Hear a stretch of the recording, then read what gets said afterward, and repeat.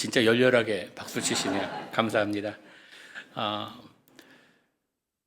우리 박재진 목사님과 함께 컴패션 비전 트립을 가서 목사님께서 이 주일 또 선교 여행 가시는데 말씀 전해달라 그래서 순종하는 마음으로 이 자리에 섰습니다. 저는 1974년 1월에 아버님이 선교사 파송을 받으셔서 제 나이 10살 때 남미 아르헨티나로 가게 되었습니다. 그래서 아르헨티나 남미에서 자라고 그리고 미국에서 교육받고 목회 34년 하고 59에 조기 은퇴하고 하나님께서 오늘 이 땅에 오신다면 어디로 향하실까? 참 굶주리고 또 춥고 추워 떨고 외로워하는 이런 자들과 함께 하신다고 말씀하셨는데 그런 것을 찾다 보니까 컴패션, 이 단어가 영어 단어잖아요. 그 라틴어로 보면 꼼빠띠, 함께 아파한다라는 말입니다. 한 주님께서 함께 아파하는 그곳에 함께 하고 싶다 해서 4년 전에 이 컴패션에 와서 사역을 시작했는데 너무 하나님께 감사합니다. 제 나이 지금 63세인데 손주도 벌써 둘이나 있습니다. 할아버지가 와서 이렇게 할 일이 있다는 게 저는 너무나 감사하고 항상 주님의 은혜라 믿고 있습니다. 부산의 어느 두 청년이 교회 처음으로 나갔습니다. 제가 한국말이 10살 때 떠나서 조금 좀 많은 분들이 목사님 한국말 하시는 게 참 쉽다고, 쉬운 게 아니라 제 그밖에 수준이 안 돼서 쉽게 들리는 것입니다. 이 두 청년이 교회 처음 나갔는데 그날 목사님 설교가 시편 23편이었어요. 예배 마치고 나와서 두 청년이 이런 이야기를 나눕니다. 오늘 목사님이 말하는데 이상한 말을 하더라고. 무슨 말을 하냐 그랬더니 아니 초장은 빨간데 왜 푸른 초장 왜 그게 뭐고 푸른 초장이 뭐고 물었습니다. 한 청년이. 그랬더니 다른 청년이 가만히 생각해 보더니 그 와사비 아이가 그러더래요.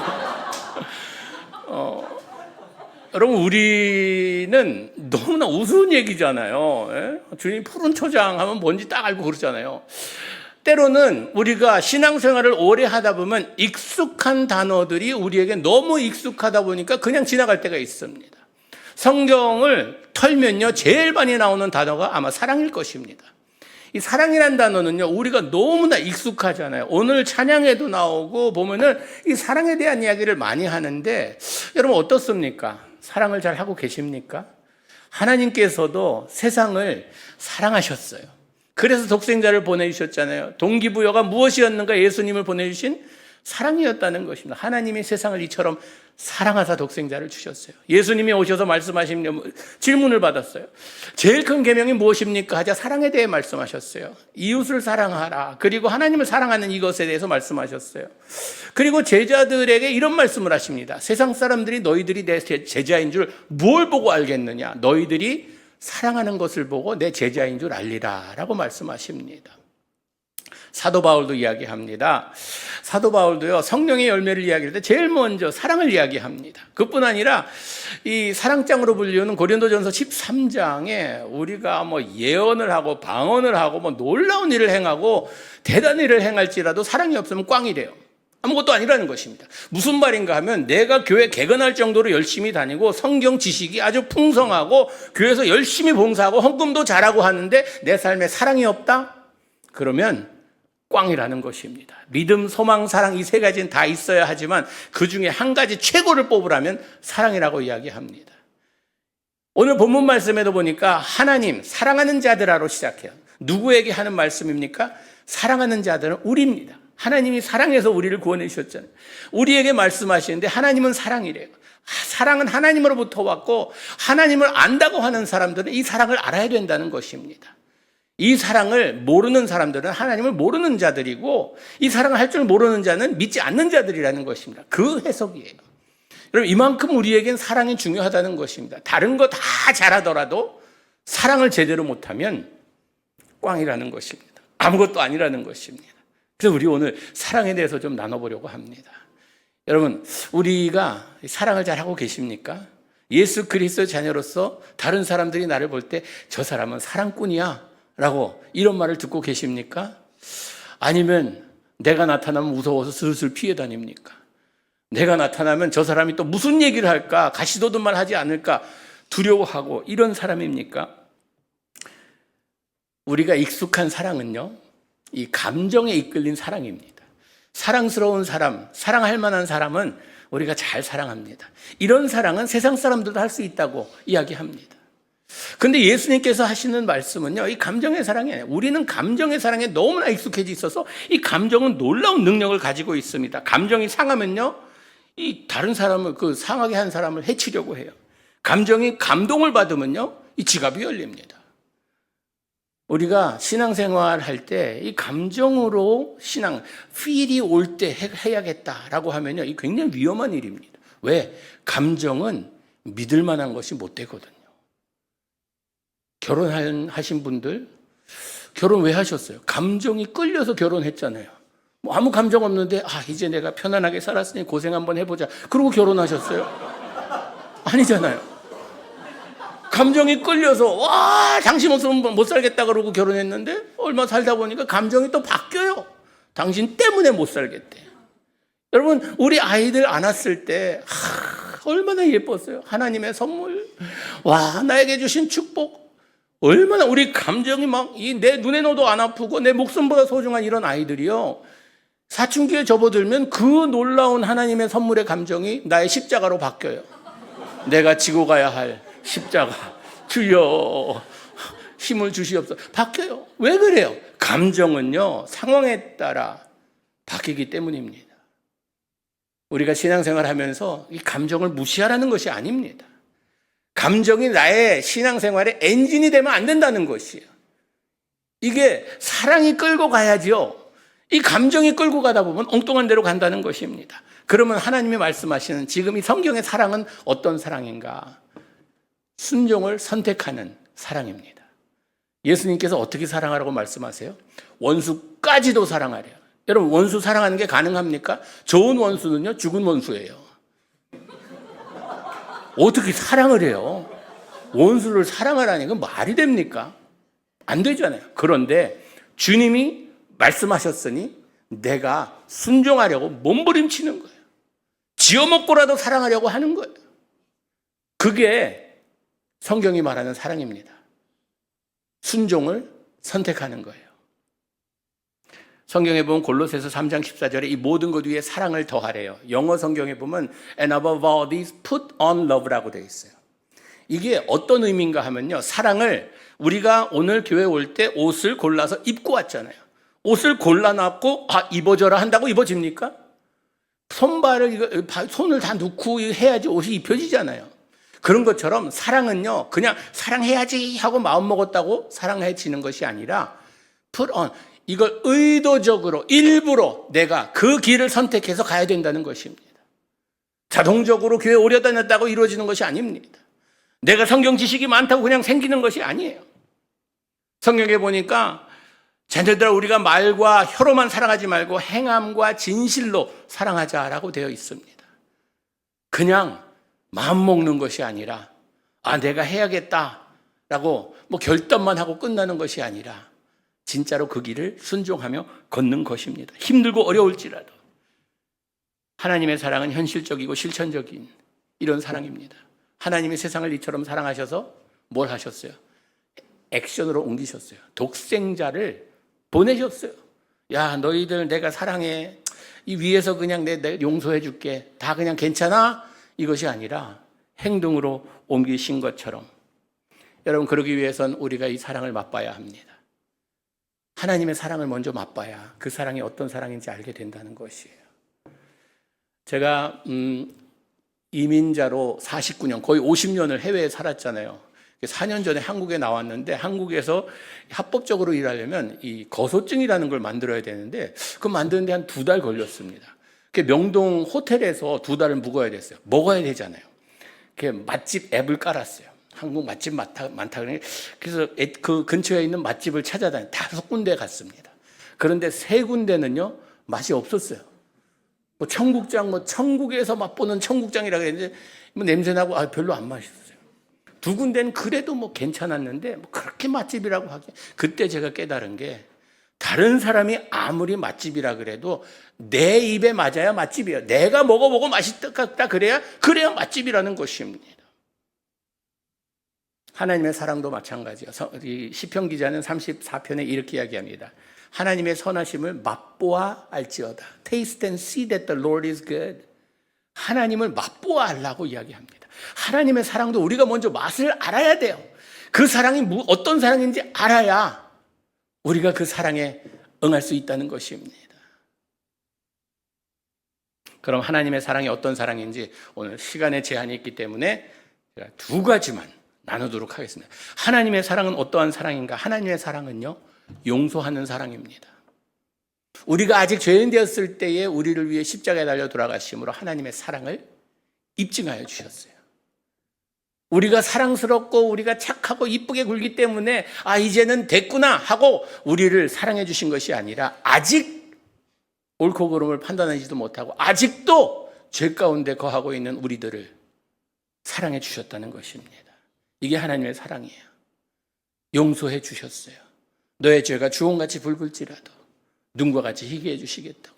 동이 서에서 먼 것처럼 내가 너의 죄를 용서해 주시겠다고. 그래서 우리가 예배 시작하면서도 우리가 회개 기도를 주님 앞에 드리잖아요. 왜? 씻김을 받아야 되니까. 세상에 살다 보면요, 알게 모르게 참 죄를 많이 짓습니다. 그런데 주님의 사랑은 계속 용서해 주세요. 베드로가 물었어요. 몇 번이나 용서해 줘야지 많이 용서해 주는 겁니까? 7번이면 되겠습니까? 베드로는 칭찬받을 줄 알았어요. 왜? 합법적으로는 3번이면 되거든요. 근데 자기는 통 크게 7번이라고 해요. 아니 7번이 아니라 7번씩 70번이라도 용서해 주래요. 끝없이 용서해 주라는 것이에요. 저는 그 베드로에게 가서 천국에 가면 진짜 감사하다. 그 질문해 줘서 너무 고맙다고. 와, 똑같은 죄 맨날 진짜 벼르기도 낯짝이 있지. 맨날 똑같은 죄 지면 주여 용서해 주십시오. 용서해 주시겠다고 말씀하십니다. 단지 우리가 계속해서 죄를 짓다 보면요, 죄에 대한 대가를 때로는 어떻게 보면 마음의 상처도 남게 되고 그렇다는 것이죠. 용서라는 이 힘은요, 놀랍습니다. 용서는 우리를 지옥행에서 천국행으로 바꿔주었잖아요. 어두움에서 빛의 삶으로 바꿔주셨잖아요. 우리의 가치관을 바꿔주셨잖아요. 이게 하나님의 사랑의 능력이라는 것입니다. 여러분, 우리 삶에 내가 예수 그리스도의 자녀로 부전자전 하나님의 사랑을 내가 덕을 봤다고 하면요, 은혜를 입었다고 하면 우리도 용서하며 살아야 된다는 것이에요. 용서할 때 하나님의 능력이 나타나는 것입니다. 저는 목사 아들로 자라면서요, 불만이 많았습니다. 전 아버님이 청주에서 제가 8살 때까지 아버님 거기 제가 살았고, 그 다음에 2년은 서울 와서 살았거든요. 근데 그 청주에서 있을 때 아버님이 참 성경적으로, 옛날 분들은 다 그러시잖아요. 성경적으로 자녀를 양육하겠다고, 성경에 보면 매를 아끼는 자는 자식을 버린다는 그런 말이 있어서 매를 아끼지 아니하셨어요. 무지 맞았어요. 저에게는 1살 많은 형님이, 연년생 형님이 계시고 5살 아래 여동생이 있는데 제가 본보기로 맞은 거예요. 맨날 형은 내성적이라서 한 번 맞으면 밥도 안 먹고 말도 잘 안 하고 그래서 좀 부담스러워 하셨는데 저는 아무 부담 없이 때리셨어요. 후유증이 없으니까 그냥. 근데 지금 가만 생각해 보면 맞을 짓을 했어요. 제가 한 번은 어느 형이 다람쥐 나타났다고 뭐 잡을 거 갖고 오래요. 가만 생각해 보니까 교회에 헌금바구니, 옛날에 그 잠자리채 같이 막대기도 달려 있었어요. 예, 그거 2개 갖고 나와서 다람쥐 잡겠다고 달려가다가 아버지한테 걸려갖고 저 그날 주님 만나는 줄 알았어요. 그 옛날 목사님들한테는요, 그 거룩한 그걸 감히 다람쥐 잡겠다고 아들이 막 그러는 거 보니까 헷가닥 하신 거예요. 와. 저는 아버지는, 그러고 제가 아버지 뵙고 싶으면 일 저지르면 혼나러 가는 거예요. 가서 맞든지 아니면 손 들고 거기에서 1-2시간 이렇게 있든지. 그리고 아버지가 우리하고 뭐 놀아준 기억이 없어요. 그 자라면서 저는, 아니, 왜 저 양반은 결혼하셔갖고 애를 낳고 아버지 역할은 안 하면서 왜 우리를 이렇게 외롭게 만들까? 힘들게 만들까? 그런 마음이 항상 있었어요. 제 마음에는 항상 아버지 하면, 별로 그렇게 뭐 사랑스럽다, 존경스럽다, 이게 없었어요. 아버지 하면은 저분이 나를 맨날 때리신 분, 무서운 분, 뭐 이런 분이었지. 근데 이제 자라서 아버님이 칠순이 되셨어요. 형님이 아버님 잔치 차려드리세요. 저 진짜 속마음 같아서는 하고 싶지 않았어요. 아버지가 한 게 뭐 있다고 잔치까지 차려드려. 형님은 안 맞았으니까 별로. 뭐 거기에 대한 뭐 고마움이 있었는지 몰라도 저는 상처가 됐어요. 그 아버지 하면 이랬는데 해드리지. 어떻게 뭐 안 하겠다 그러겠어요. 그래서 그냥 해드렸어요. 다 끝나고 친구분들 다 가시고 가족들만 남는데 아버지가 할 얘기가 있다고 다 모이래요. 그래서 아버님이 내가 지금까지 40년 목회하면서 참 하나님 앞에 충성을 다하기 위해 노력했다. 후회 없다. 그런데 내가 지금까지 칠순 살아오면서 한 가지 인생에 후회되는 게 있구나. 너희들에게 좋은 아버지가 못 돼줘서 정말 미안하구나. 좋은 아버지가 못 돼줘서 미안하대요. 그 얘기를 하는데 왜 이렇게 눈물이 나냐? 눈물이 나요. 고개 돌렸어요. 형 보니까 형도 울고 있더라고요. 맞지도 않았으면서 자기는. 아버지의 그 한마디, 내가 너희들에게 좋은 아버지가 못 돼줘서 미안하다는 그 한마디가요, 지금까지도 저를 울게 만듭니다. 아버지가 용서해달라는 그 한마디가요, 우리의 관계를 바꿔놓았어요. 제가 지금 나에게 누굴 제일 존경하나 그러면 저희 아버지라고 이야기해요. 아버지께서는 하나님께 충성하는 그것을 볼 때 참 너무나 훌륭하신 분이셨어요. 그 한마디가, 여러분, 용서가 이런 힘이 있습니다. 이런 능력이 있어요.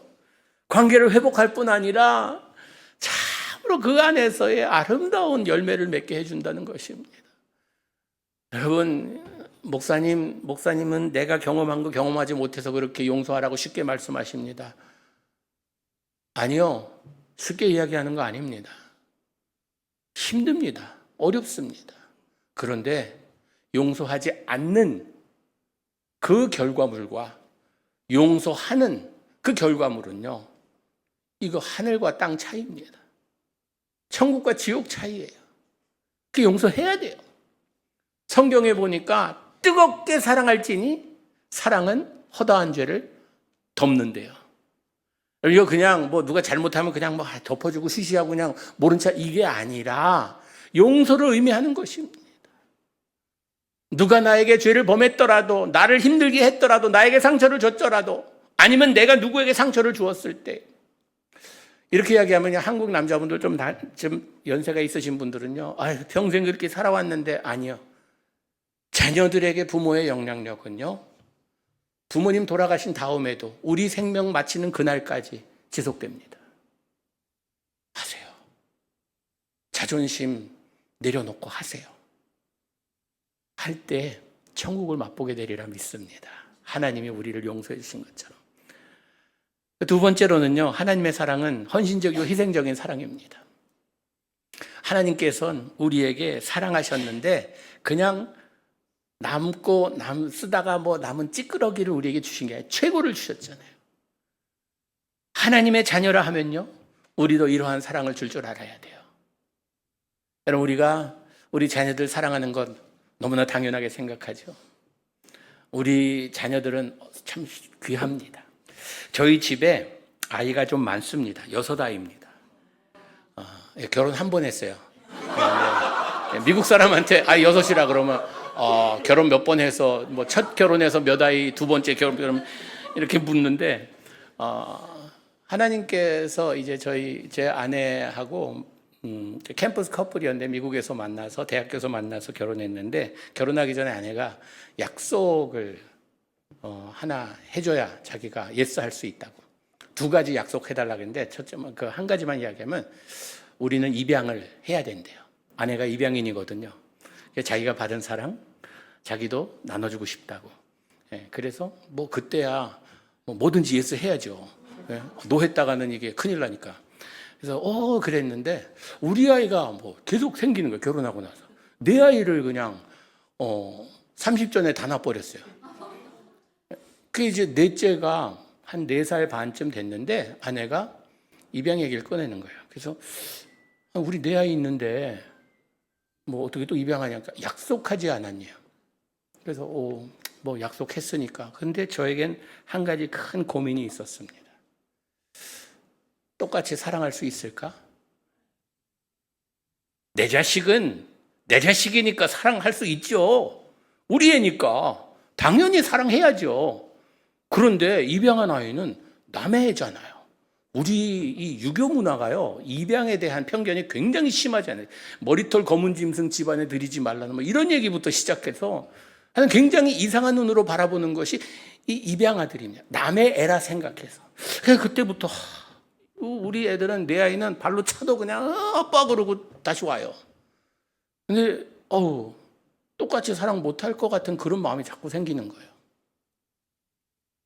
그래서 혼자 고민했죠. 아내한테 나오지도 못하고 그냥 혼자 한참 고민하는데,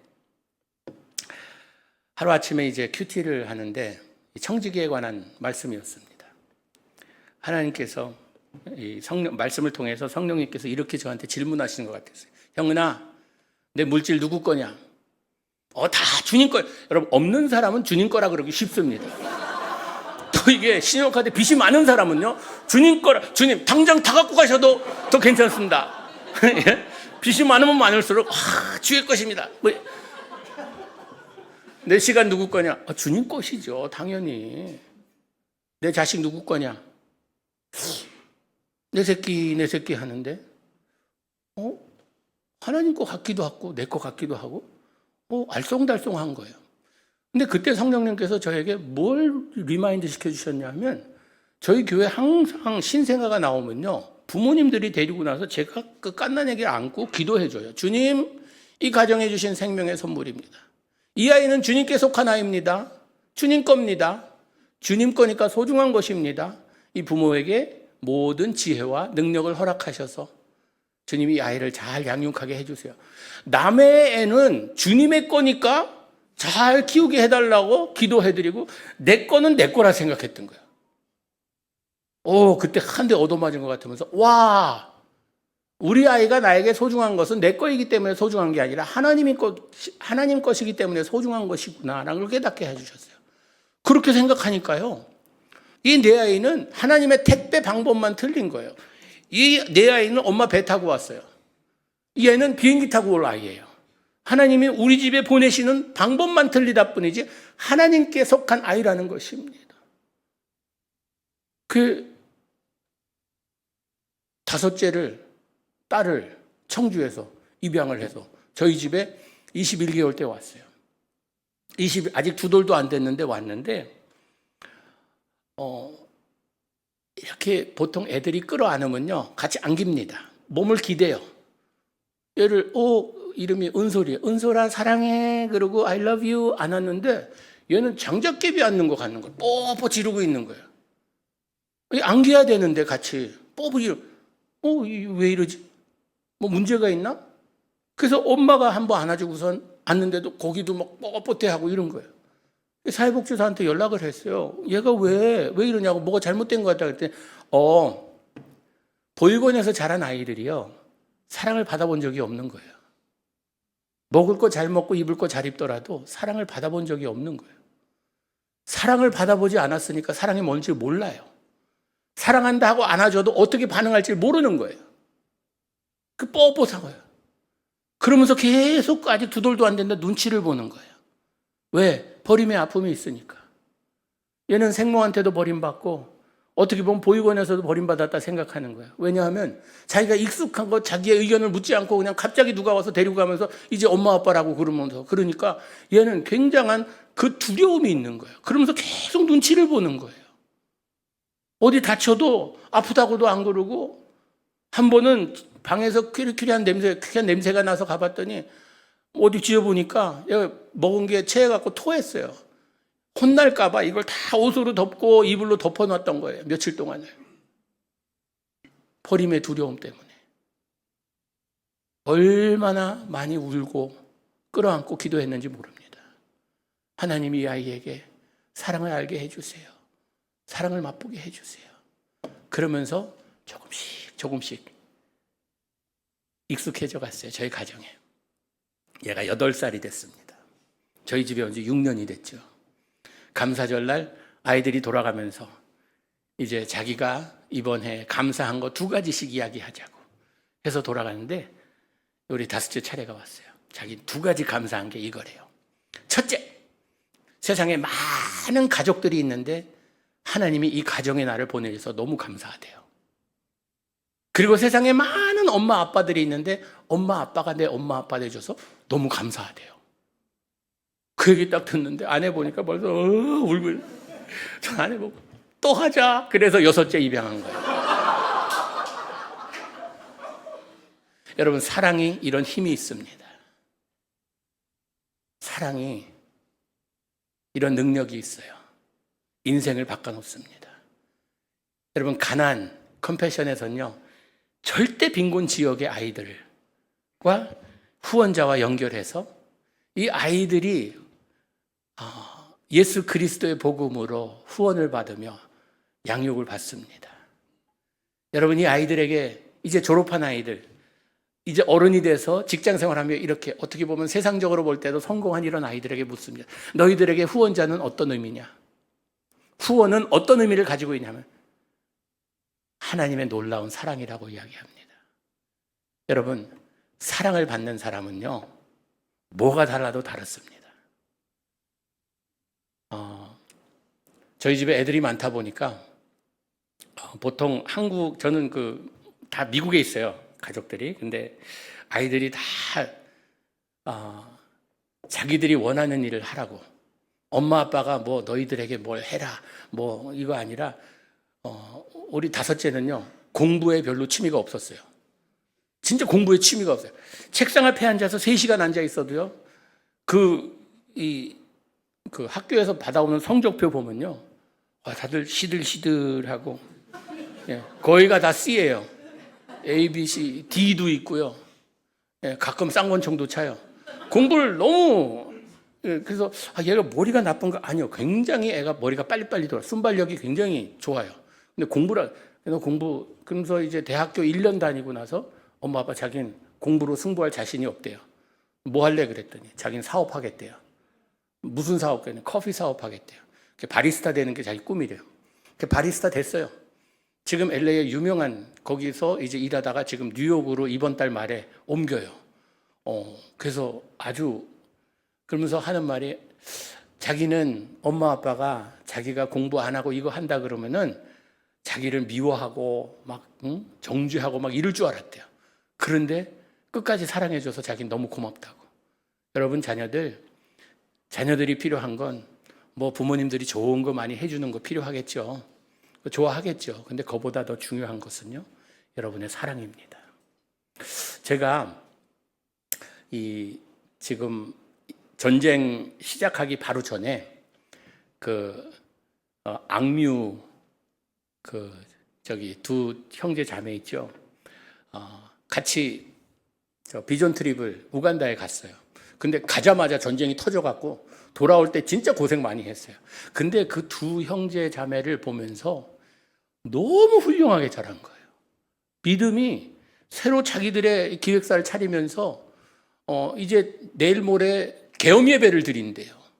그래서 이 친구도 어떻게 교육을 받았길래 저렇게 신앙도 좋고 이 마음도 그렇고요. 너무 좋은 거예요. 물었어요, 제가. 부모님에게서 뭘 배웠냐 그랬더니 사랑이래요. 사랑. 여러분, 우리 자녀들이 필요한 것은요, 그 무엇보다도 사랑입니다. 사랑. 감정에 끌린 사랑이 아니라 예쁜 짓을 했기 때문에 사랑해 주는 것이 아니라 끝까지 사랑해 주는 것입니다. 하나님께서 우리를 버리지 않고 사랑해 주셨듯이 우리도 끝까지 사랑하는 것이에요. 여러분, 이 세상은요, 지금 사랑 결핍증에 걸린 사람들로 가득합니다. 사랑을 찾아보기가 너무 힘들어요. 아니, 사랑이 이때 다 조건부의 사랑이에요. 사랑할 만한 사람, 사랑할 수 있는 사람, 사랑스러운 사람, 이런 사람들만을 우리가 골라서 하지만요, 세상은요, 참으로 우리가 영향을 끼치기 위해선 그리스도의 사랑이 내 안에 있어야 된다는 것입니다. 그러기 위해선 헌신하고 희생할 준비가 되어 있어야 돼요. 믿는 자들은요, 손해볼 각오를 하고 사는 사람들입니다. 왜냐하면 나의 마이너스가 다른 사람의 플러스가 되기 때문이에요. 내가 바가지 썼으면 저 사람이 복 받았어요. 바가지 씌운 사람이. 그렇죠? 예? 내가 마이너스면 누구에게 플러스가 된 거예요. 그런 마음을 가지고 살아야 돼요. 여러분, 오늘도 예배 드리러 나온 여러분들은 이 손해보는 거 아닙니까? 시간적으로 보나, 또 여기 보면 봉헌 시간이 있어서 헌금까지 해야 돼요. 이제 신앙이 좋아지면 11조까지 해야 된다 그래요. 그래서 손해보는 일 아니에요. 그런데 나의 손해는 하나님의 기쁨이 되고 이 세상에 빛과 소금의 역할을 할 수 있게 된다는 이 믿음으로 사는 사람들이 우리들이라는 것입니다. 그렇기 때문에 우리는요, 세상을 감동시키기 위해서는 우리가 들고 나가서 뭐 전도지 돌리고 이런 것도 필요하겠지만요, 그보다 더 중요한 것은 우리의 삶이 사랑덩어리가 돼야 돼요. 제가 그 명동에 2달 있으면서 맛집 찾아다니려니까 좀 돈이 많이 들더라고요. 그래서 좀 가격이 착한 데 없나 찾아보니까 거기서 한 10분만 걸어가면 남대문 시장이 있어요. 남대문 시장에 가면은 먹자골목이 있는데 갈치골목이 있고 칼국수골목이 있습니다. 이 갈치골목은 좀 식당 같아 보이는데 이 칼국수 골목 이렇게 들여다보면요, 그냥 플라스틱 의자 있고 이 옆에 그냥 골목에다 차려놓은 거예요. 물이 나오는지 뭐 하는지 모르겠는데 진짜 보면 되게 더러워요. 근데 맛은 더럽게 맛있어요. 가격도 굉장히 쌌어요. 그때 지금은 좀 올랐는데 그때 8,000원이었어요. 3가지를 줘요. 보리밥하고 칼국수하고 냉면 이렇게 주고 8,000원이에요. 그래서 너무 가격도 착하고 그래서 자주 갔어요. 한 번은 갔는데 외국인 남녀가 이제 젊은 2분이 앉아 있는 거예요. 앉아서 칼국수를 너무 맛있게 먹고 있더라고요. 옆에 앉아갖고 말을 걸었어요. 어떻게 한국에 왔냐고 했더니 지난 주말에 결혼해서 신혼여행을 한국으로 왔대요. 독일에서, 독일 분들이세요. 그래서 와, 한국에 신혼여행을 왔냐고 했더니 요즘 뭐 케이팝도 유명하고 그래서 여기 왔대요. 그래서 그러냐고. 그런데 어떻게 여기 이 먹자골목에, 칼국수 골목에 왔냐고 했더니 호텔이 가까운 데 있는데 지나가다 보니까 그냥 흥미로워 보여서 들어왔는데 칼국수 너무 맛있대요. 뭘로 만드는지 소스가 뭔지 모르는데 너무 맛있다 그러면서 이 얘기 저 얘기 막 나눴어요. 한참 이야기 나누다가 제가 주인 아주머니한테 이분들 얼마어치 먹었냐고 물었어요. 18,000원어치 먹었대요. 그래서 제가 내준다 그랬더니 이분들 아니에요. 그래서 지금 만났다 그랬더니 자기가 몇십 년 장사하면서 모르는 사람 돈 내주는 거 처음 봤대요. 와, 아저씨 부자인가 봐요. 그래요. 자기 또 할머니면서 나한테 아저씨래요. 그래서 아니요, 저 돈 안 많아요. 안 많은데 이분들 한국에 대한 좋은 경험하게 하기 위해서 내주고 싶습니다. 그랬더니 그래요? 그러면서 돈 내줬어요. 그리고 그 2분한테 제가 내가 계산했으니까 한국 즐기라고. 자기들 돈이 있대요. 안다고. 그런데 한국에 대한 좋은 메모리가 있었으면 좋겠다고. 그러고 내서 고맙다고 그러면서 좋아하더라고요. 그렇게 이야기하고 있는데 옆에 이쪽에 왼쪽에 그 독일 분들이 앉고 오른쪽에 어느 중년 아저씨가 벌떡 일어나더니 기립박수 치는 거예요. 멋있어 그러면서 기립박수 치는 거예요. 그때 제가 느낀 게 18,000원으로 4명이 감동을 받더라고요. 이 세상은 이렇게 사랑의 굶주린 사람들로 가득한 곳이 세상입니다. 여러분, 내가 손해 안 보려고 내가 내 거 모든 거 챙기고 다른 사람들에게 뒤지지 않고 어떻게 해서라도 내가 누구를 짓밟고라도 오르려고 하지 마시고요. 사랑덩어리가 돼보세요. 하나님께서 우리를 사랑하신 것처럼 우리가 사랑스러워 보였기 때문에 사랑해 주신 것이 아니라 하나님께서 우리를 창조하셨기 때문에 우리를 사랑해 주듯이 우리도 그런 사랑으로 사랑했으면 좋겠어요. 우리가 찬양 한 곡 부를 텐데 하나님의 사랑에 대해서 함께 찬양하기 원합니다. 하나님의 사랑은요, 내가 지금 어렵고 힘들다고 해서 아프고 힘들다고 해서 하나님께서 나를 멀리 하시고 하나님 왜 이렇게 나 안 좋아하세요? 나 떠나셨어요? 아니요. 내가 아파하고 힘들 때 여러분, 언제 목동이 언제 양하고 제일 가까이 있는지 아세요? 아플 때. 목자는 짊어지고 또 싸매어주고 어떻게 보면 제일 가까운 터치가 있는 때가 아플 때입니다. 아프신 분 하나님의 사랑 생각하면서 함께 찬양하도록 하겠습니다.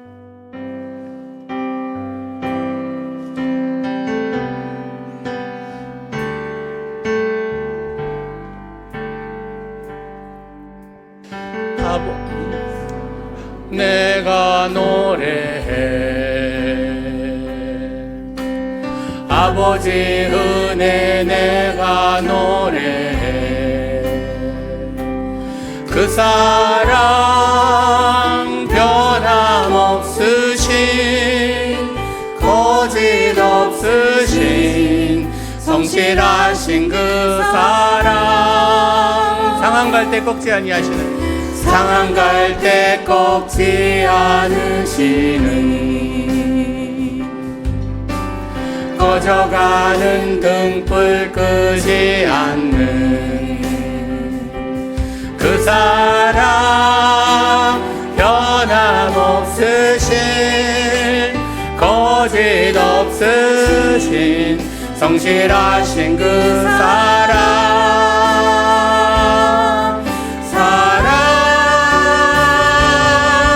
그 사랑 날 위해 죽으신 날 위해 나를 사신 예수 그리스도 다시 오실 그 사랑 죽음도 생명도 천사도 하늘의 어떤 권세도 끊을 수 없는 영원한 그 사랑 예수. 우리 다시 한번 부를 텐데 한번 가사를 상한 갈 때라는 것은요 아무 쓸모없는 것입니다. 상한 갈 때는 이제 불태움을 당하든지 쓰레기통에 버려지는 이거밖에 남지 않은 그런 상태입니다. 꺼져가는 등불, 이젠 기름이 다 떨어져서 심지 태우면 끝나는 것입니다. 여러분, 우리의 삶이 지금 썩은 갈대처럼 너무나 힘들고 어려운 가운데 있습니까? 어떻게 보면은 이제 심지를 태우면은 이제 끝이구나라는 이런 상황에 와 있습니까? 하나님의 사랑을 기억하세요. 나를 끝까지 버리지 않고 내가 주님의 손을 뿌리치려 하여도 주님께서는 나의 손을 한 번 잡은 손 절대 놓지 않겠다고 하시는 그 약속을 생각하며 우리가 다시 한번 이 찬양 부르도록 하겠습니다. 아버지 사랑 내가 노래해. 아버지 은혜 내가 노래해. 그 사랑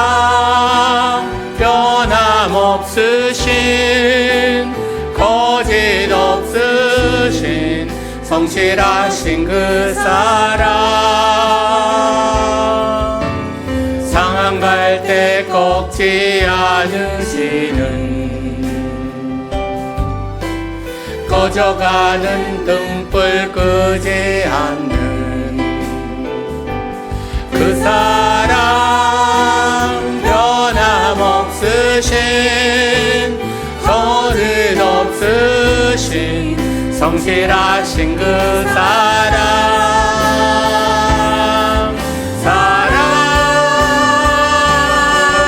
그 사랑 날 위해 죽으신 날 위해 다시 사신 예수 그리스도 다시 오실 그 사랑 죽음도 생명도 천사도 하늘의 어떤 권세도 끊을 수 없는 영원한 그 사랑 예수 그 사랑 날 위해 죽으신 날 위해 다시 사신 예수 그리스도 다시 오실 그 사랑 죽음도 생명도 천사도 하늘의 어떤 권세도 끊을 수 없는 영원한 그 사랑 예수. 주님, 세상에 그도 어떤 권세도 하나님께서 우리를 사랑하시는 그 사랑을 끊을 능력이 없다는 선포를 이 시간 합니다.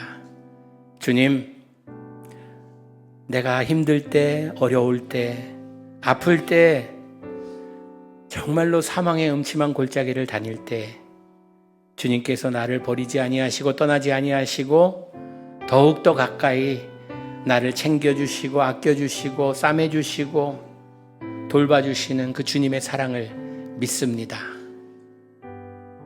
믿음대로 되리라 라고 말씀하신 이 말씀처럼 주님, 우리가 주님의 사랑을 이 시간 다시 한번 체험하며 다시 한번 맛보며 우리가 처한 상황에서